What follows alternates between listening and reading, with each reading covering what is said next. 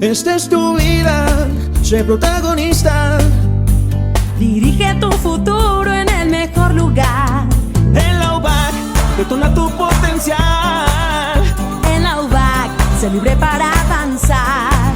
Somos tu gente, hagámonos más fuertes. Juntos lograremos triunfar.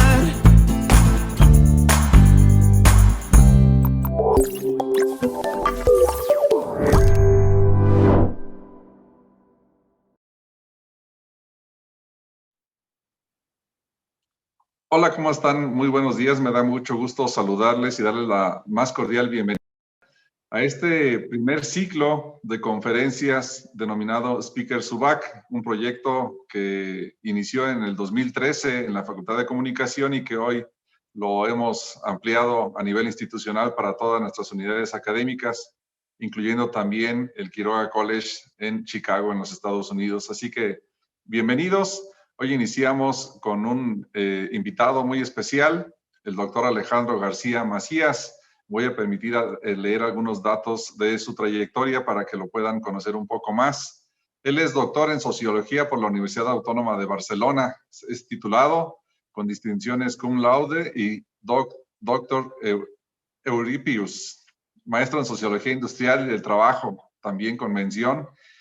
Además de licenciado en Comunicación Organizacional por la Autónoma de Aguascalientes. También es profesor investigador titular de tiempo completo en el Departamento de Comunicación de la Universidad Autónoma de Aguascalientes. Actualmente funge como presidente del Consejo Nacional para la Enseñanza y la Investigación de las Ciencias de la Comunicación, CONEIC, por el periodo 2018-2021. También es miembro de la Comisión Nacional de Ética en Comunicación Organizacional y pertenece a la Asociación Mexicana de Investigadores de la Comunicación, AMIC, así como a la Asociación Mexicana de Investigadores y Profesionales de Comunicación Organizacional, AMIPCO.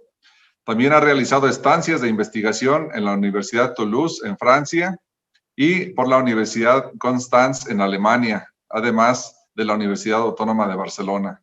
Como docente, ha sido invitado por la Universidad de Sevilla y ha dictado talleres y conferencias en diversos países. En los últimos 5 años, ha participado como ponente en al menos 20 congresos y seminarios nacionales e internacionales. Sus publicaciones en ese mismo periodo, como autor principal o en coautoría, incluyen un libro, 2 capítulos del libro en editoriales del Reino Unido y 3 más del libro en editoriales nacionales y 10 artículos en revistas indexadas internacionales. También en otra experiencia profesional ha sido asesor del Senado de la República, socio director de la firma de consultoría en comunicación Primer Staff Consultores y funcionario de primer nivel en el municipio de Aguascalientes. Sin más preámbulo, le doy la más cordial bienvenida, doctor Alejandro. Siéntase en su casa y bienvenido.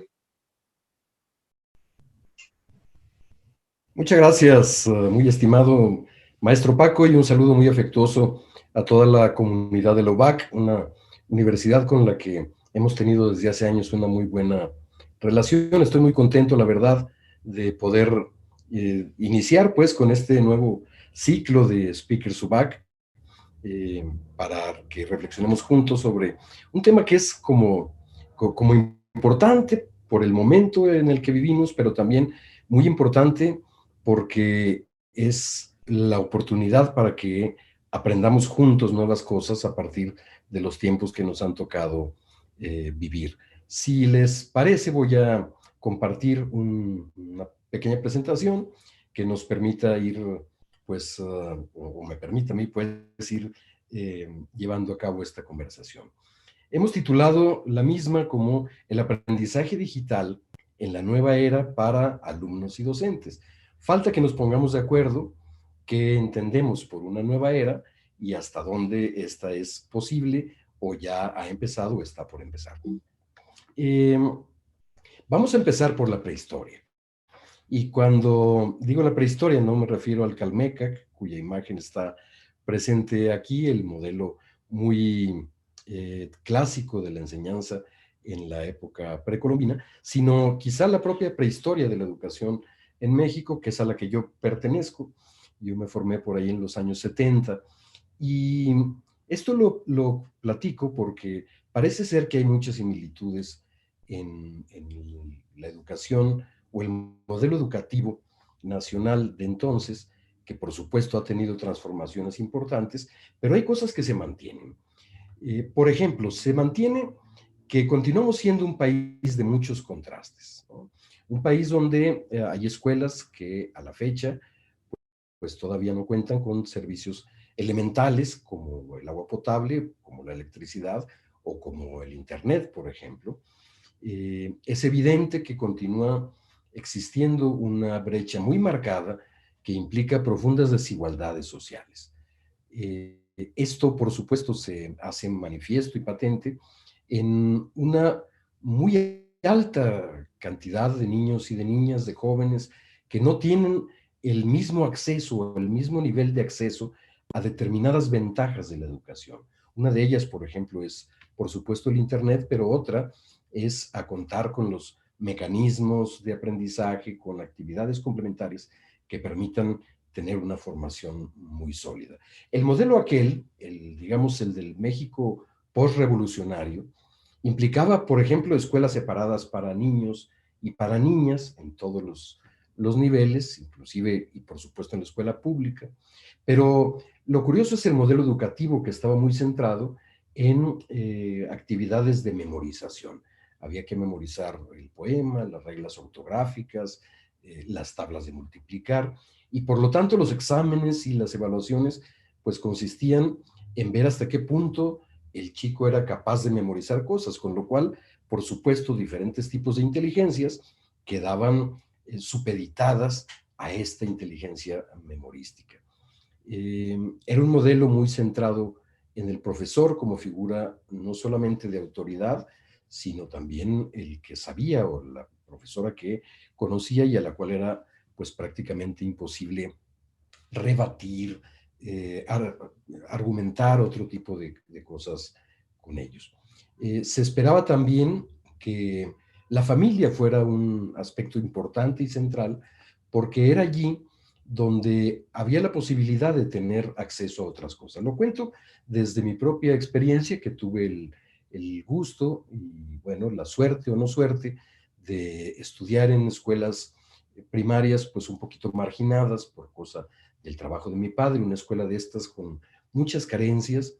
Y sin embargo, por el contrario, en casa, pues había la posibilidad de tener algún tipo de apoyo diferente, ¿no? Para aprender a leer, para aprender a lo que se esperaba que hicieras en ese entonces, ¿no? Las operaciones aritméticas básicas, conceptos elementales, pero también con el apoyo de determinados libros. Aquí pongo una enciclopedia que fue clásica en los años 70, porque era una enciclopedia autodidáctica, donde tú mismo podías aprender varias cosas que la escuela no te daba. Entonces, este contraste entre escuelas que por una parte podían o no facilitarte un tipo de aprendizaje innovador, flexible, y por la otra que en algunas familias pues existían las oportunidades para complementar ese conocimiento. Desafortunadamente, como hemos dicho, no todas las familias en este país o en el mundo pues tienen acceso a este tipo de actividades complementarias.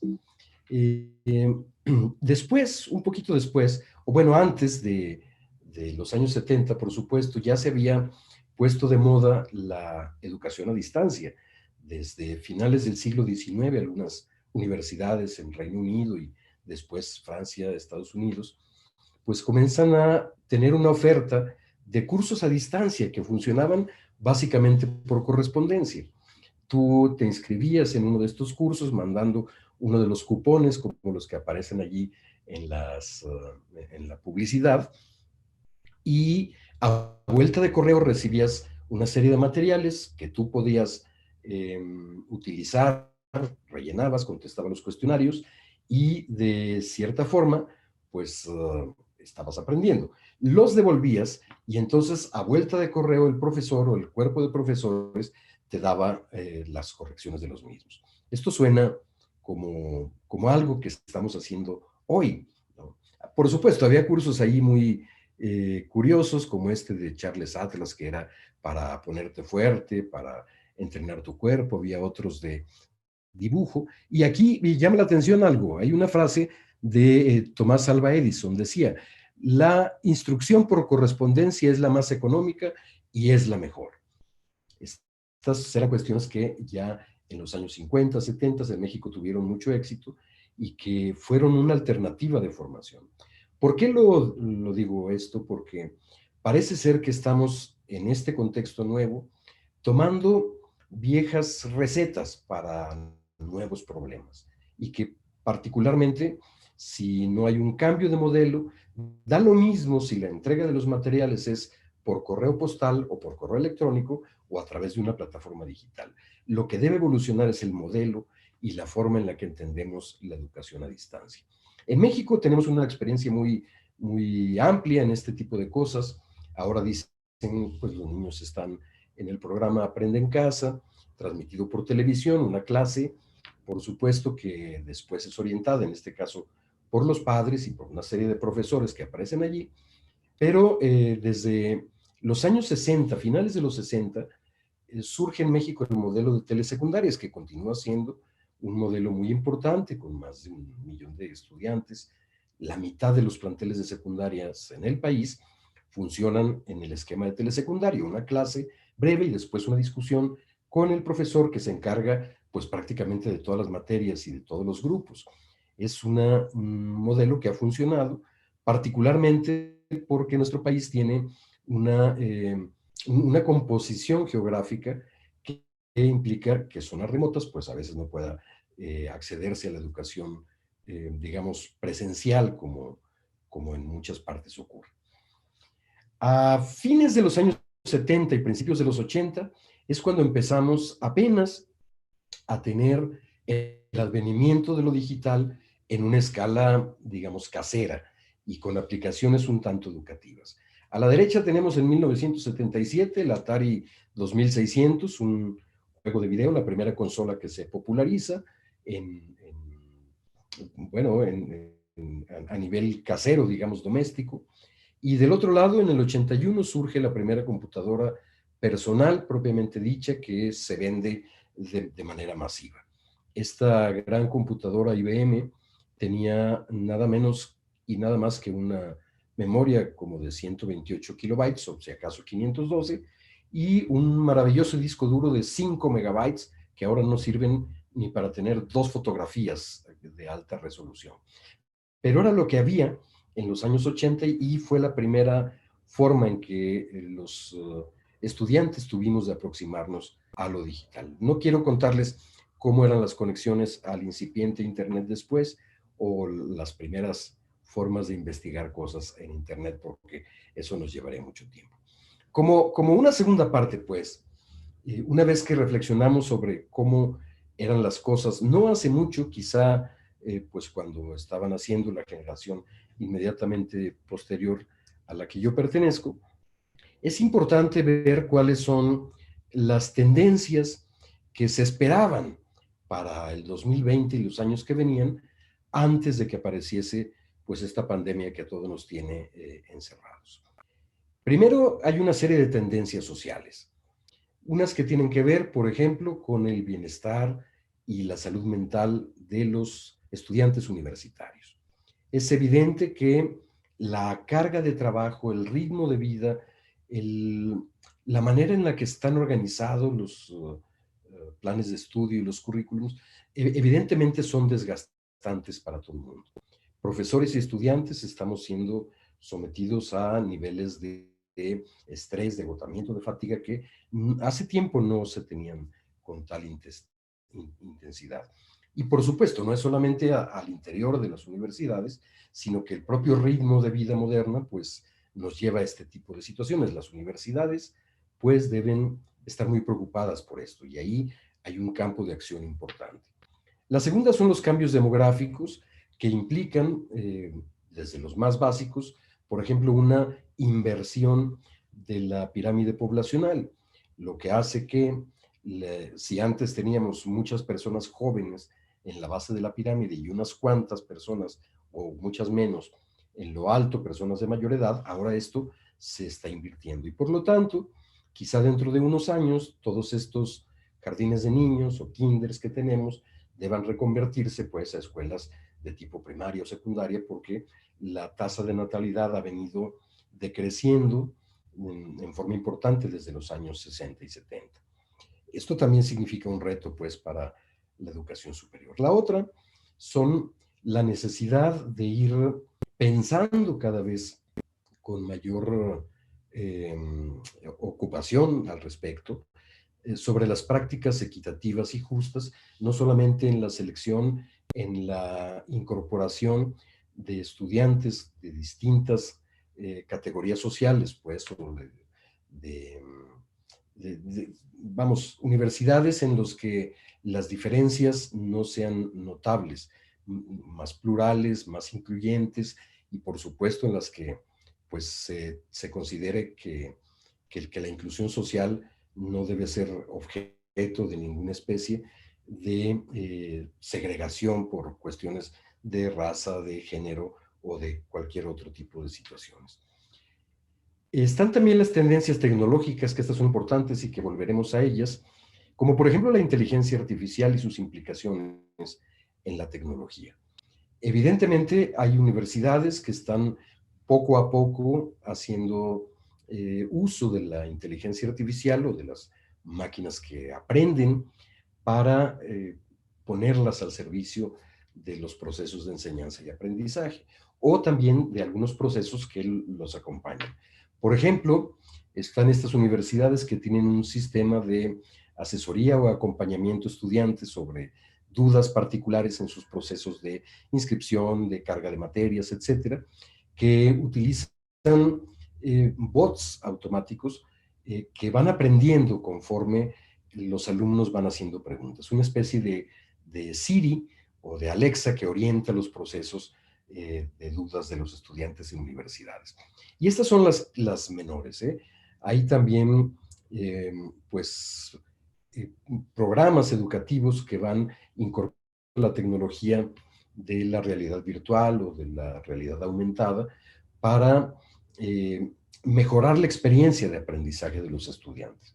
No es lo mismo que tú tengas una cuadrilla de 10 caballos en una escuela de veterinaria para que los estudiantes aprendan a poner vacunas a los caballos, a que tengas un simulador virtual que te permita, pues, prácticamente ver al caballo a través de unos lentes de realidad virtual y estar inmerso en el proceso de aprender a vacunar allí, ¿no? Entre muchas otras cosas. Están también como una tendencia importante tomar en cuenta los temas de analítica de información de las comunidades universitarias y de la privacidad de los datos.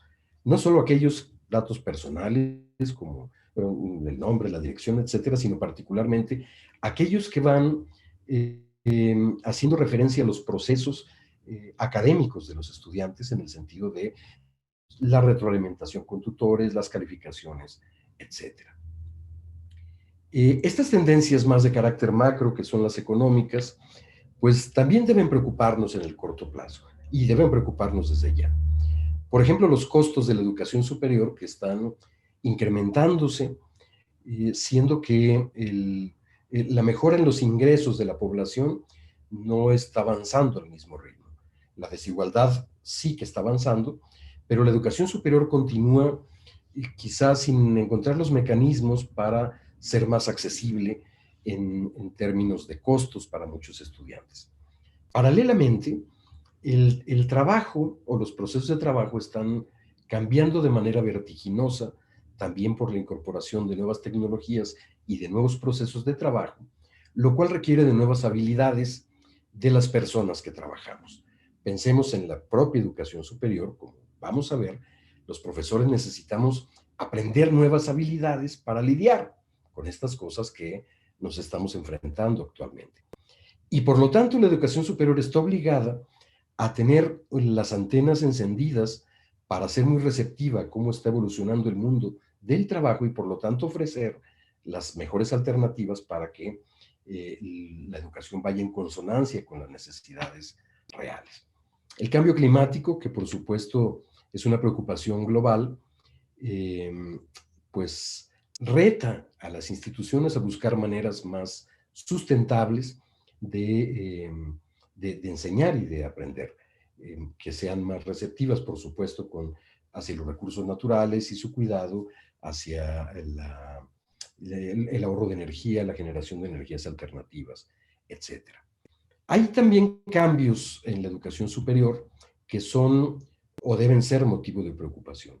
Primero, los cambios en la población estudiantil, por supuesto, por la incorporación de más estudiantes de más regiones, sobre todo ahora que es posible cursar determinadas asignaturas en línea, etcétera, pero también asociadas a procesos migratorios internos en los países o inclusive internacionales, que por lo menos antes de la pandemia lo que estaban ocasionando era una movilidad muy elevada de estudiantes y eso genera un perfil diferente en el tipo de jóvenes que cursan las licenciaturas o ingenierías universitarias.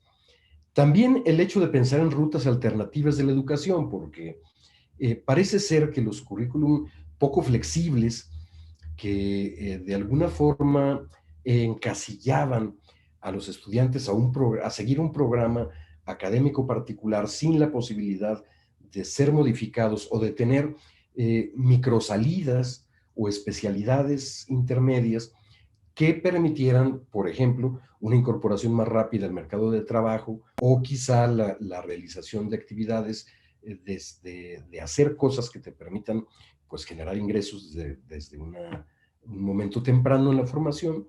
No todas las universidades lo están considerando. Es decir, estos generación como de microsalidas terminales, no terminales, sino intermedias, que pues vayan permitiendo que los estudiantes se incorporen con mayor facilidad al mercado de trabajo. Y por supuesto también la educación en línea, que como decíamos, una de las críticas es que no hemos sabido realizar una ingeniería adecuada de aprendizaje para transformar el modelo educativo a un modelo en línea. Como veremos es que esto tomó por sorpresa a todo el mundo. Y finalmente las tendencias políticas que podrían caracterizarse primero, entre muchas otras, por un decremento en el financiamiento de la educación superior, particularmente la pública, pero también que está afectando de manera importante a las escuelas de educación privada o esquemas mixtos. Estamos frente a una de las andanadas más importantes de la historia, particularmente en México, por una serie de decisiones gubernamentales que están presionando de manera muy fuerte a las universidades por medio de la asignación de recursos públicos y también a los investigadores y también a los profesores.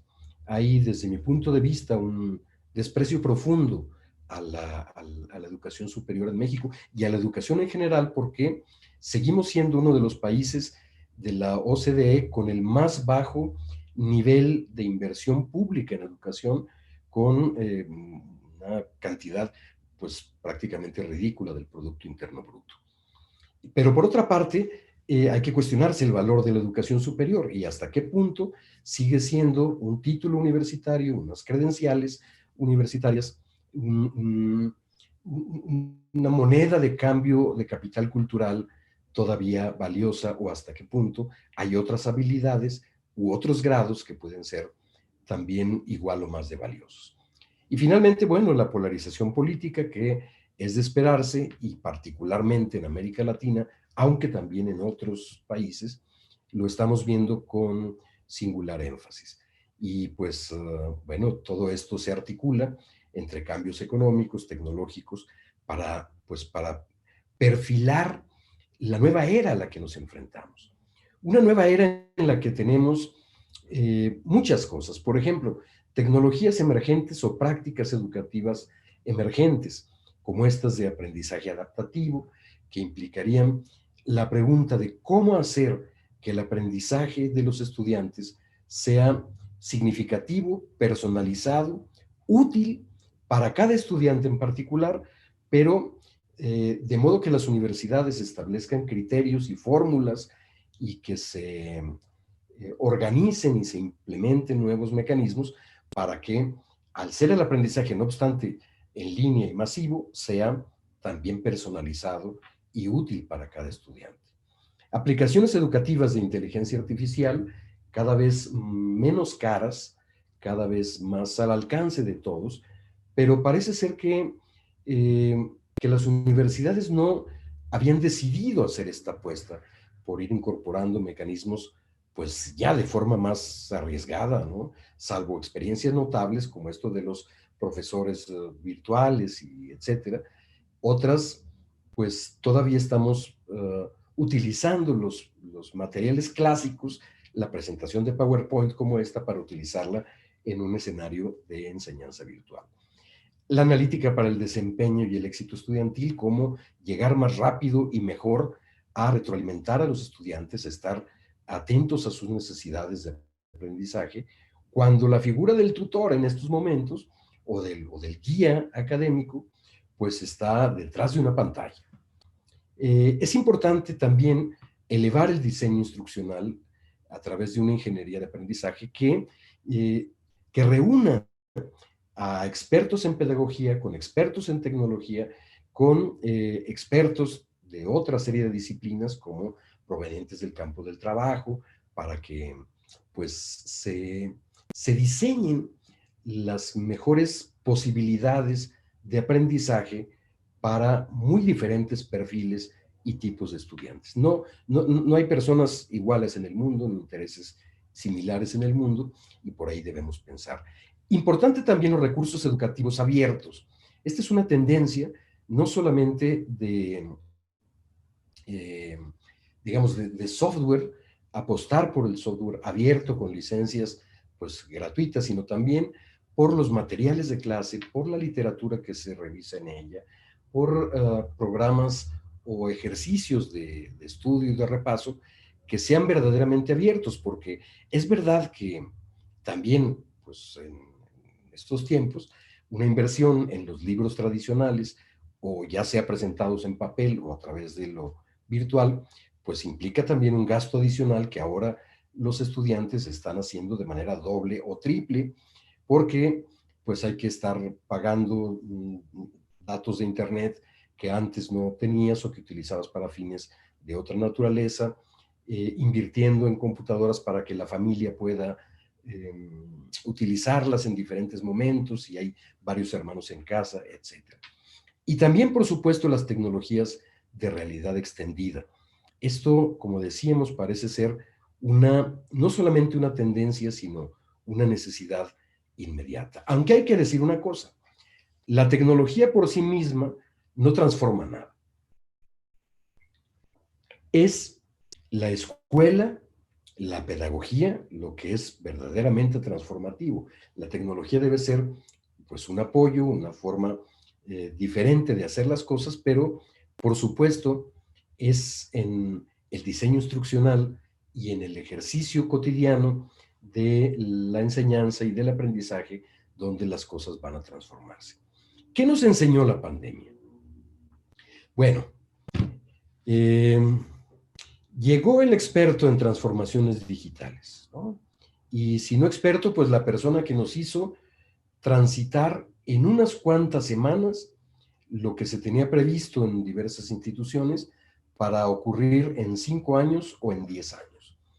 Instituciones como esta desde la que les hablo, pues tenían un plan de transición para materias en línea, para paulatinamente ir incorporando nuevas tecnologías en laboratorios, en las aulas de clase, aunque estamos muy bien tecnificados, pero en 3 o 4 semanas cambia totalmente, igual que ocurrió en muchas universidades, el modelo para aplicarse totalmente en forma no presencial.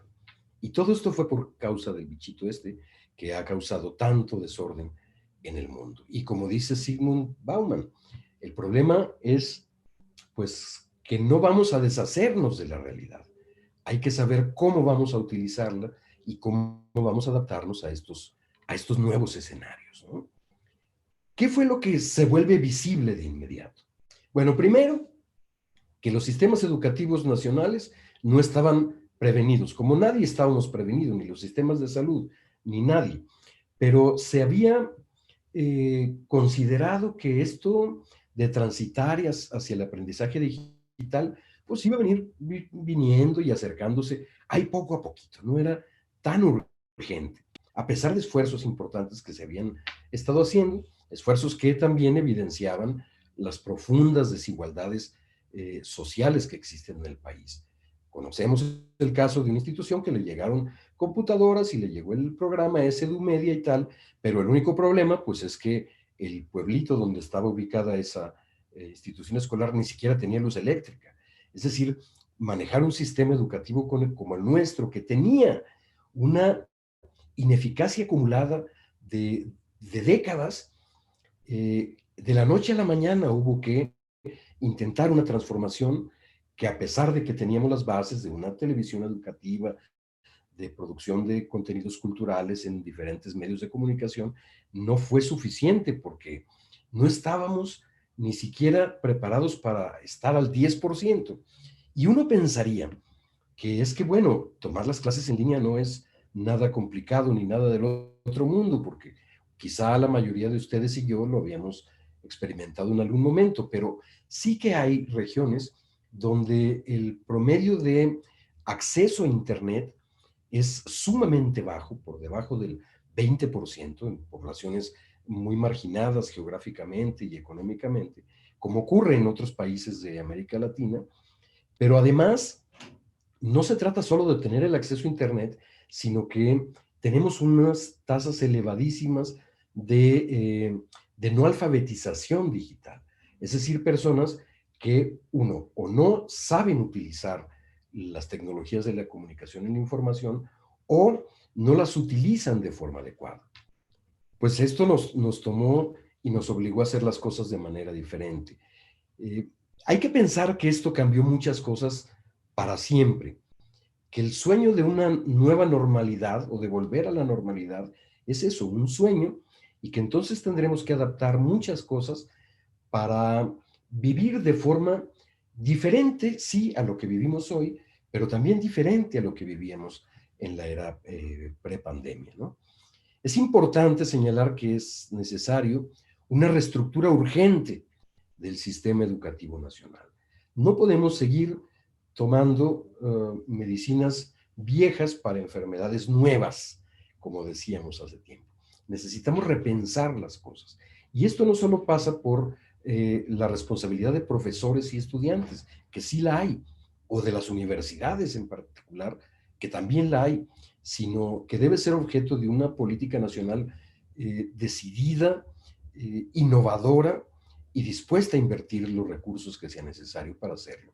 Pero bueno, permítanme ser un poquito pesimista en que veamos esta política nacional muy pronto. Al mismo tiempo, deberían existir las condiciones para que las brechas social, digital, se vayan cerrando. ¿A qué nos referimos con brechas? A que hay una división entre un grupo de personas que tiene acceso a muchas cosas y hay otro grupo de personas que son muchos más, la inmensa mayoría, que no tienen acceso a estas cosas, ya sea bienes financieros, ya sea bienes educativos, etc. Si una persona que tiene acceso a Internet y a tecnologías de avanzada puede seguirse educando y tiene las condiciones para hacerlo y seguir aprendiendo, las personas que no lo tienen van a rezagarse más en relación con esa persona que sí las tiene. Es decir, las desigualdades se van a acentuar o a pronunciar si no hacemos algo muy pronto. Me refiero a acciones de inclusión social y digital. Hay instituciones que lo están haciendo. Esta universidad hizo un programa para dotar de computadoras prestadas y de apoyos financieros para contratar Internet a un número muy importante de estudiantes, algunos miles de estudiantes. Pero eso no basta y es necesario que pensemos pues también qué vamos a hacer en el mañana si esto continúa.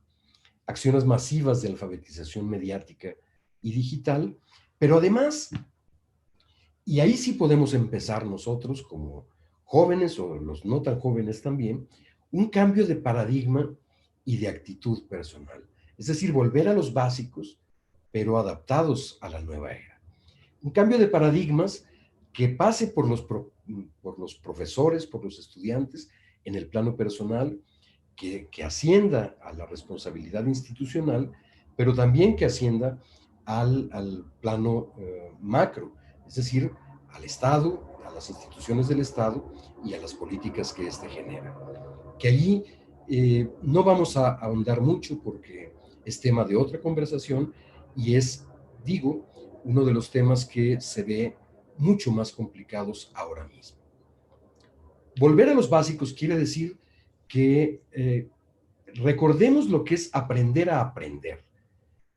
Hablamos de un aprendizaje para toda la vida, que es uno de los paradigmas más importantes en la educación. No dejamos de aprender nunca, y aprender a aprender es una competencia que tiene que ver con la habilidad para iniciar, para organizar, para persistir en el aprendizaje en contextos formales o informales o no formales. Es decir, aprender como podamos y aprender de dónde podamos en todo momento. Porque antes el aprendizaje digital consistía en utilizar tecnología para hacer cosas, saber cómo funcionaba la tecnología y entender cómo funcionaban los medios digitales. Eso fue lo que nos enfrentamos los usuarios de aquellos Ataris o nuestros padres que de pronto se vieron en la necesidad de utilizar un horno de microondas, un reproductor de discos compactos, una videocasetera, y que pues, como nos pasa ahora con los teléfonos actuales, solamente utilizamos un 10 o un 15% de las capacidades que nos ofrece el dispositivo. Había que enseñar a estas generaciones, a los inmigrantes digitales, si los oponemos al término de nativos digitales, es decir, jóvenes que ya nacieron con esta tecnología como incluida en el ADN, ¿no?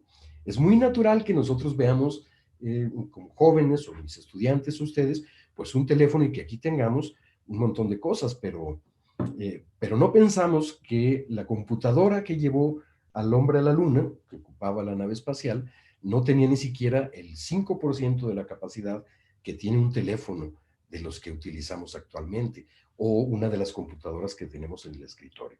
Entonces, antes el aprendizaje digital era aprender a utilizar la tecnología para hacer cosas. Y ahora hablamos de una forma innata de aprendizaje, una nueva forma de la evolución humana, una competencia, una condición indispensable para poder sobrevivir en sociedad.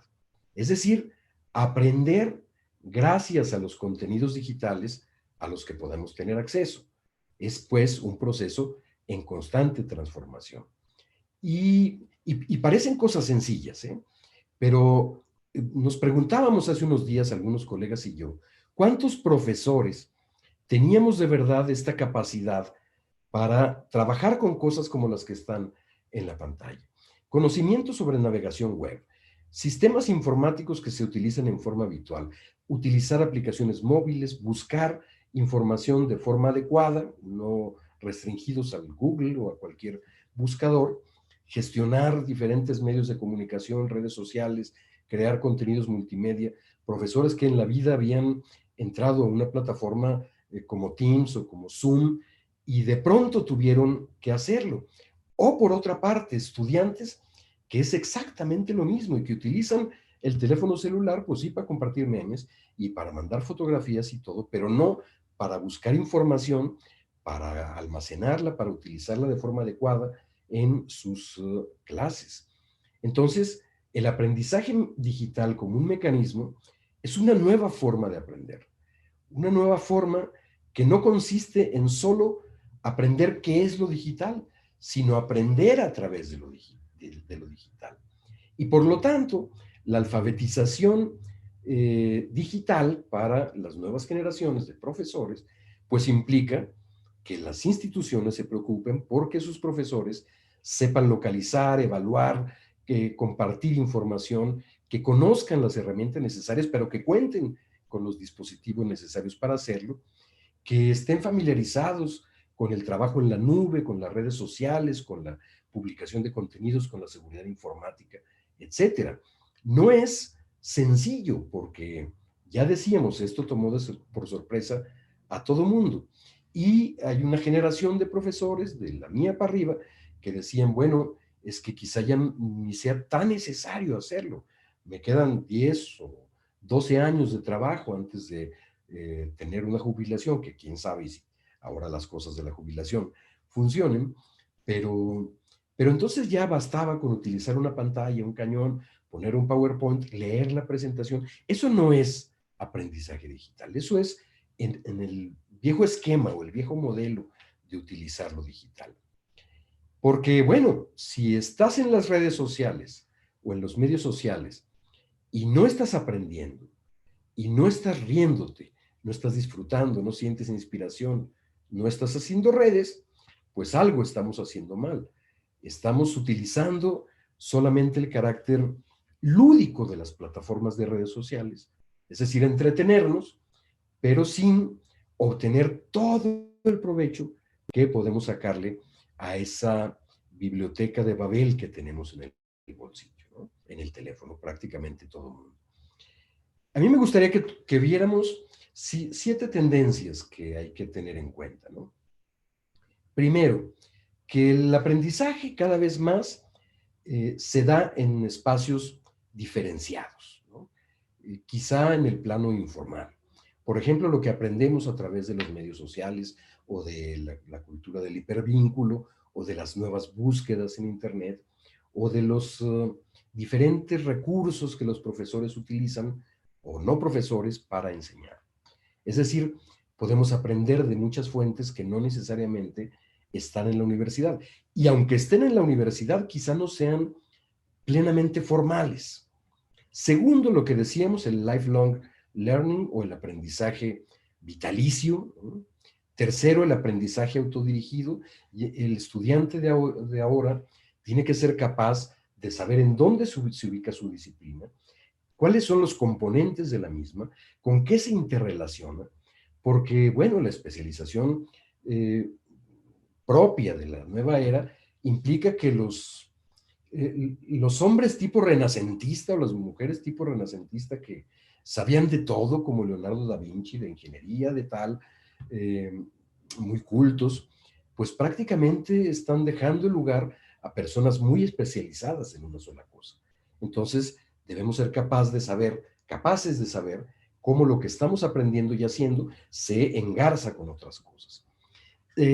Cuarto, que el aprendizaje es social, que necesitamos hablar con otros, discutir con otros, escuchar a otros para poder aprender. Esta es una base del sistema educativo y de cómo concebimos estos modelos. Hay alguien siempre que va a saber las cosas que no sabemos y si yo puedo contactarme con él a través de estrategias adecuadas de networking, no necesito saber todo, necesito conocer a quien sabe cosas y entre todos sabemos todo.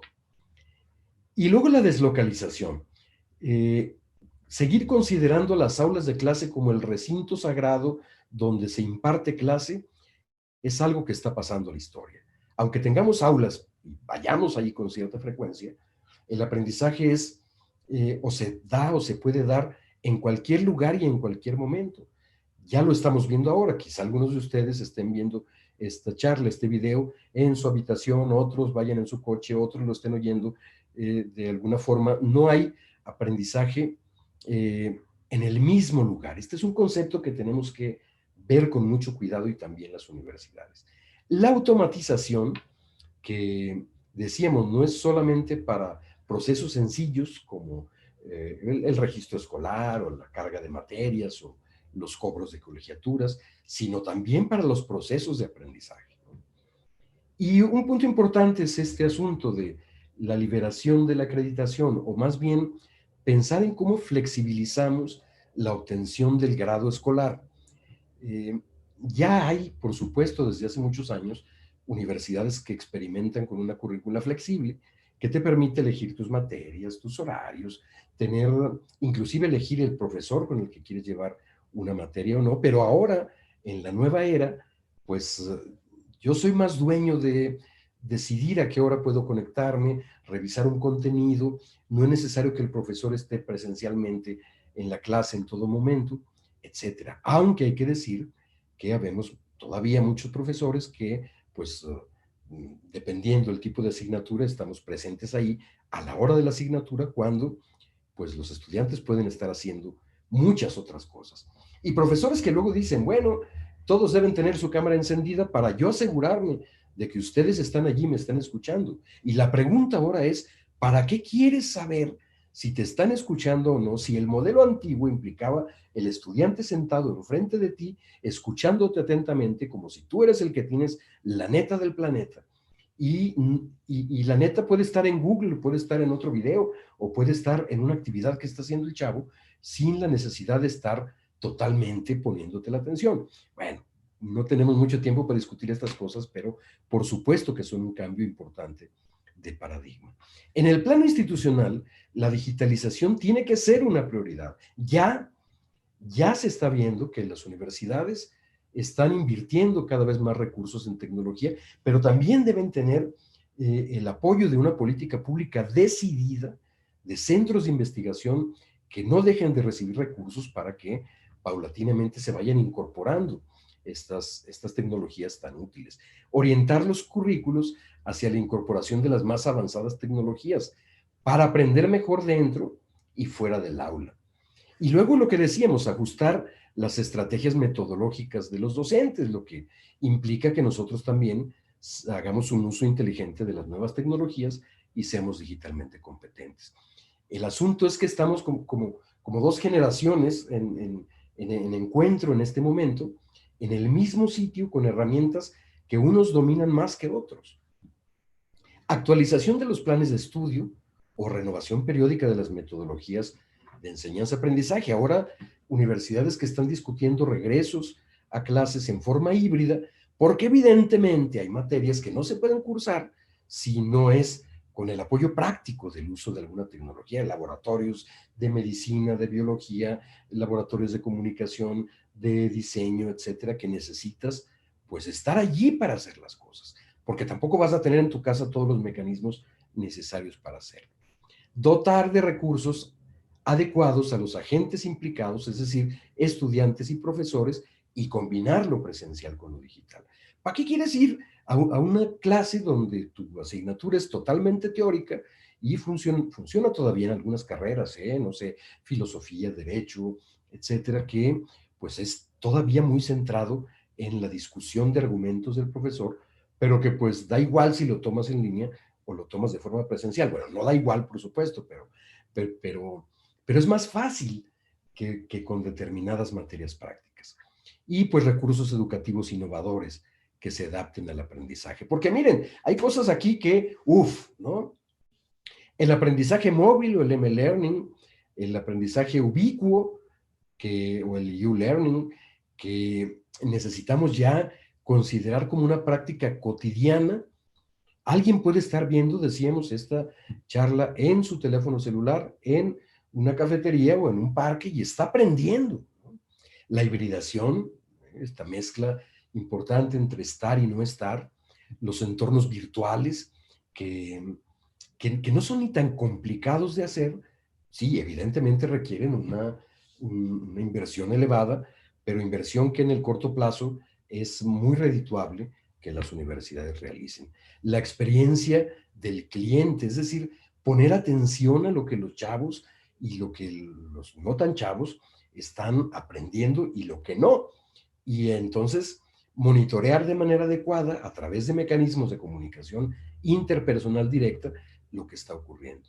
Acostumbrarnos al bring your own device, en el sentido, bueno, esto acostumbrarnos y no, porque ya decíamos, con el asunto de la brecha digital, pídele a un estudiante que traiga su computadora y el que no la tiene, entonces entra en una desventaja que puede significar incluso la salida del programa educativo o la necesidad de abandonar.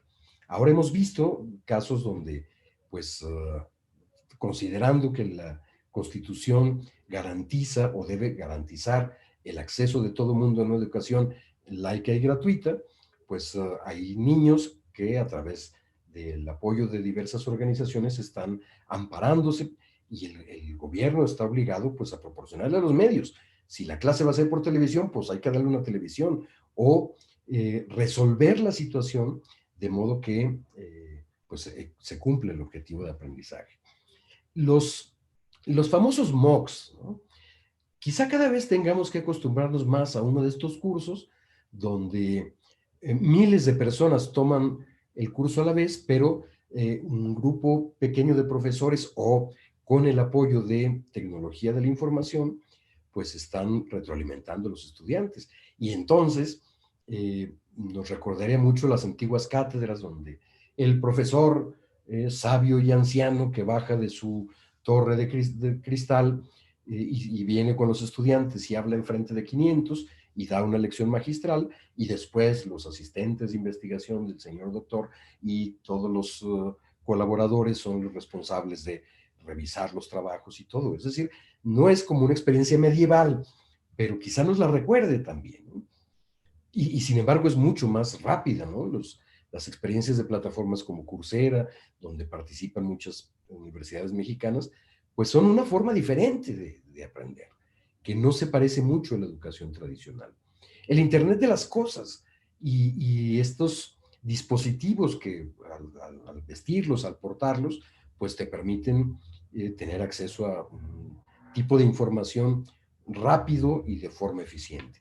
Y además, pues la capacidad de controlar no solo lo que ocurre en el aula o en la universidad, sino en tu propia casa.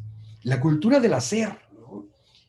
Aprender haciendo, que esto también la tecnología puede ayudar a realizarlo de forma adecuada. El reto de la personalización de los aprendizajes, porque en la educación masiva, como en toda la cultura de masas, pues, bueno, por algo entró en crisis la producción masiva y el trabajo en masa. Nosotros, como seres humanos, necesitamos adaptar de forma adecuada cualquier tipo de cosa a nuestros propios gustos. Si antes tú tenías la necesidad de escuchar lo que el locutor ponía en el radio y estaba sujeto a lo que el programador decidía que tú ibas a escuchar, y también a lo que las grandes disqueras o compañías decían, pues esto pongan en el radio, y tú no tenías otra más que hacer eso. Ahora tú programas al mismo tiempo o decides qué escuchas, eres un prosumidor al configurar tus propias playlists y decidir lo que vas a estar escuchando en Spotify o en Apple Music, ¿no? Más o menos así, con ese espíritu, podría eh, hacerse un paralelo con la formación universitaria. ¿Cómo podemos personalizar, pues, nuestro propio proceso de aprendizaje? Y por supuesto, bueno, no queda otra más que la realidad virtual, ¿eh? En la formación inmersiva, la realidad aumentada o la realidad virtual como elementos, pues ya deben ser del día a día, ¿no? Necesitamos que se dé un mayor protagonismo en la práctica pedagógica a la colaboración entre iguales. Y además, de forma importante, que la tecnología podrá aprender a hacer muchas cosas y la inteligencia artificial podrá enseñar a las máquinas a hacer y a realizar cosas que sustituyen el trabajo humano y a veces parte del propio pensamiento humano. Pero hay cosas que las máquinas no pueden hacer y nosotros sí. Entonces lo que tenemos que hacer énfasis en la educación superior sobre todo, pero también en todos los niveles, es dar prioridad y énfasis a aquellas cuestiones que las máquinas no pueden tener, a la generación de valores, de competencias específicas, desarrollo de inteligencias, de resolución de problemas, de convivencia y de respeto por el medio ambiente y de la posibilidad de emprender, de realizar innovaciones, etcétera, que son cosas que las máquinas no pueden hacer. Pero también promover la participación activa de los alumnos en su propio proceso de aprendizaje. Ahora más que nunca tenemos como que, pues si ya la pandemia nos hizo entrarle a esto, ahora pues hay que seguirle, pero hacerlo bien, no a la carrera. Y pues claro, incrementar los procesos de individualización de los aprendizajes mediante el fomento de la creatividad y de la autonomía. ¿Cómo ser universitario en esta nueva era y no quedarse allí en el intento? Primero, bueno, en mi pueblo decían agua y ajo, ¿no? Hay que aguantarse y hay que ser capaces de resistir y de decir con optimismo, esto va a pasar, y aunque hay cambios que, como decíamos, se van a quedar, pues hay que ser capaces de manejar nuestro bienestar emocional, nuestra salud mental y de decir, pues algo bueno puedo sacar de todo esto. Segundo, pensar que aquella biblioteca de Babel con la que soñaba Borges, donde estaban todos los libros y textos importantes en el mundo, está aquí, ¿no? En la palma de nuestra mano, en el teléfono, al alcance de quienes podemos tenerlo y también pues de quienes no, porque ahí vienen aspectos de lucha importantes. Esta generación, la de ustedes, tiene que apostar porque ya el acceso a Internet sea considerado como un derecho humano y sea tan importante como el agua o como la energía eléctrica para todas las comunidades y que no haya personas sin acceso a Internet, pero también que la tecnología cada vez más llegue a mayor número de la población mexicana. Sea como sea, con puntos móviles o con instancias de gobierno o con datos compartidos, la información tiene que ser un bien común para todos. El tercero sería aprender en la universidad, con la universidad, sin la universidad o a pesar de la universidad. El aprendizaje y las decisiones de lo que vamos a aprender para toda la vida están en nosotros. Por supuesto, están allí. Para eso nos esforzamos y pagamos una colegiatura y solicitamos la guía de los profesores y del demás cuerpo universitario. Pero la gran responsabilidad está en nosotros. No se acaba esto con el título universitario. Si aprendemos algo nuevo cada día, de un lugar diferente cada día y de una experiencia diferente, finalmente seremos seres plenos y seremos capaces de manejar el futuro. No olvidemos la pasión por la innovación. Es el momento. Cuando hay crisis hay oportunidades y tenemos que ser ingeniosos, ingeniosas para encontrar las mejores alternativas siempre de salir adelante. Es momento de reinvenciones, sí de reinventar la educación, sí de reinventar los procesos de aprendizaje, pero también de reinventarnos a nosotros mismos y de decir y entender que hay momentos que marcaron generaciones completas. Quizá el de la generación de mis padres pudo haber sido el movimiento del 68, por ejemplo. Quizá mi generación pudo haber sido la caída del muro de Berlín y la Plaza Tiananmen en el 1989. Pero yo estoy seguro que a esta generación, pues, ¿qué otra cosa la puede marcar que la crisis global más importante de todos los tiempos? Es momento de reinventarse y es momento de aprovechar las oportunidades, entender que de aquí vamos a salir mejor. Sea como sea, vamos a salir mejor. A mí no me queda ninguna duda. Y bueno, yo quisiera cerrar con esta y dedicarles a ustedes, jóvenes universitarios, este fragmentito de Kerouac, ¿no? De su célebre novela On the Road. Brindemos por los locos, por los inadaptados, por los rebeldes, por los alborotadores, por los que no encajan, por los que ven las cosas de una manera diferente, no les gustan las reglas y no respetan el status quo. Los puedes citar, no estar de acuerdo con ellos, glorificarlos o vilipendiarlos, pero lo que no puedes hacer es ignorarlos, porque son los que cambian las cosas, empujan adelante a la raza humana. Mientras algunos los ven como locos, nosotros los vemos como genios, porque las personas que se creen tan locas como para pensar que pueden cambiar el mundo, son las que lo hacen. Gracias, locos, por darme la oportunidad de compartir con ustedes estas rápidas reflexiones esta tarde.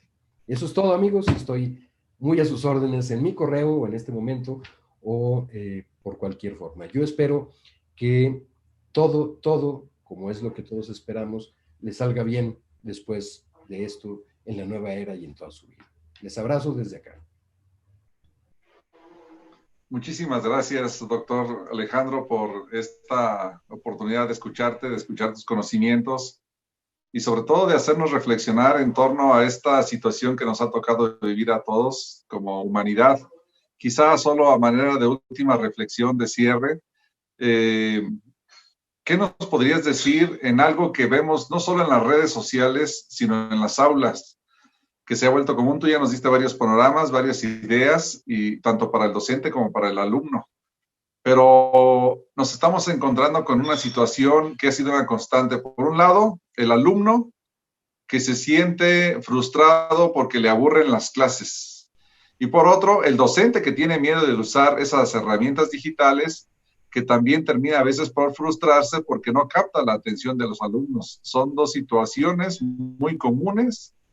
Sí, a mí me parece muy, muy interesante y pertinente esta reflexión. Yo creo que el primer asunto fue el tema de la sorpresa, ¿no? Y el tema de traer o intentar aplicar un modelo antiguo a una tecnología nueva. Es verdad, y yo mismo lo experimento, ¿eh? Tengo una asignatura que es netamente teórica, y entonces, pues mi forma de impartirla toda la vida, pues era conversando y dando las lecturas y discutiéndolas y tal, lo cual implica una exposición quizá inicial del profesor y luego una discusión más amplia. Y sí, lo que vemos es que por una parte también el profesor se frustra, ¿eh? No solo los estudiantes que pues ellos a veces no tienen sino que estar oyendo y realizan algunas otras actividades y tal, pero el profesor también tiene ante su pantalla un montón de circulitos que no sabe bien a bien si son estudiantes o ellos están en otra parte. Yo creo que aquí hay dos cosas. Primero, un asunto de responsabilidad compartida, una necesidad de reflexionar sobre qué tan importante es que el profesor busque o busquemos cómo aproximar esos nuevos contenidos, porque materiales hay, ¿no? A través de videos, de experiencias virtuales, etcétera, quizá en unas disciplinas mucho más que en otras, pero también de los estudiantes y decir, bueno, pensemos en una cosa que parece ser muy importante. Primero, esto no es para siempre y entonces cada día que aguantemos es un día menos en el sufrimiento de estar llevando las cosas así. Segundo, ¿por qué no aprender así de la misma forma que si estuviésemos en un aula de clase? Porque ya no aplica de la misma manera. Yo decía, el profesor no está seguro si el alumno está allí o simplemente puso su conexión y está haciendo otra cosa. Es una cuestión de confianza mutua. Y luego institucionalmente se pueden buscar alternativas para que estos recursos educativos sean cada vez más útiles. A ver, por ejemplo, el otro día descubría con mis alumnos de la maestría un repositorio de la Universidad de Granada para aprender estadística. Y entonces no solamente hay lecciones que tú puedes ir siguiendo y replicando en tu propia computadora, sino además una especie como de ejercicios hechos en Java para que tú captures allí las cosas. Y evidentemente eso es mucho más útil y vivencial que la explicación que yo pueda dar sobre el uso del software de análisis de datos. Entonces pasa por inversiones también, no solo en tiempo. Consideremos una cosa, nadie estaba preparado para esto. Entonces, paulatinamente, pues vamos a ir perfeccionando la forma en la que se imparten las clases, se comparten contenidos, se buscan formas más interesantes de hacerlo. Y una de esas formas, por supuesto, tiene que ver con la capacidad de buscar recursos en la red y de presentar las cosas de forma diferente a como lo hacíamos antes. Vamos, el profesor antes proyectaba una película y luego se discutía, o pasaba un PowerPoint y luego se discutía. Pero también estaba el profesor que hablaba toda la clase y que dictaba y que pedía que subrayaran de un libro, y ese profesor o esa profesora va a hacer exactamente lo mismo en línea, pues es que ya no es posible hacerlo. El cambio de paradigma va tardando, pero va a darse, ¿no? Va a darse y también el profesor debe ser comprensivo con los estudiantes. Pasarte 6 o 7 u 8 horas al día conectado, escuchando a tus profesores, es mortal. Como mortal es pasarte las 6 o 7 horas del día en el salón de clase sentado escuchando a los profesores. Es decir, quizás te estés más a gusto, ¿no? Ahí algunos en su casa y todo. Pero para el profesor también lo es. Entonces es bastante complicado. La sugerencia es, perdamos el miedo a los profesores, perdamos el miedo. Como decían en mi pueblo, ¿Cómo aprendes haciendo esto? Pícale a todo, ¿no? No va a pasar absolutamente nada. Los chavos también están en un plan comprensivo en el que nos van a decir, estamos aprendiendo, y el profesor también está en muchos casos aprendiendo, ¿no?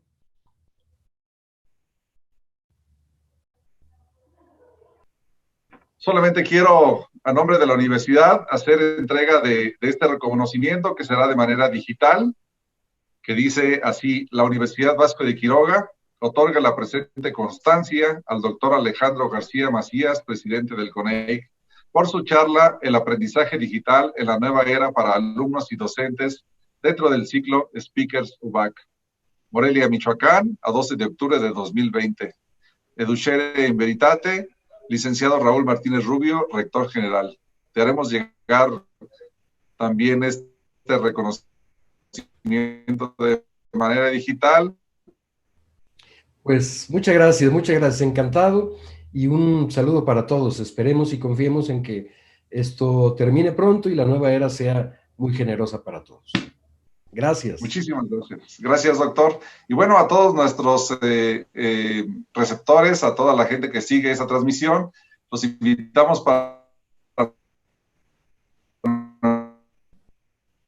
nuestra próxima charla el 26 de este mes, que también estará compartiendo otro tema desde su experiencia profesional. Así que ya les estaré. Muchísimas gracias y que tengan una gran semana a todos. Hasta luego.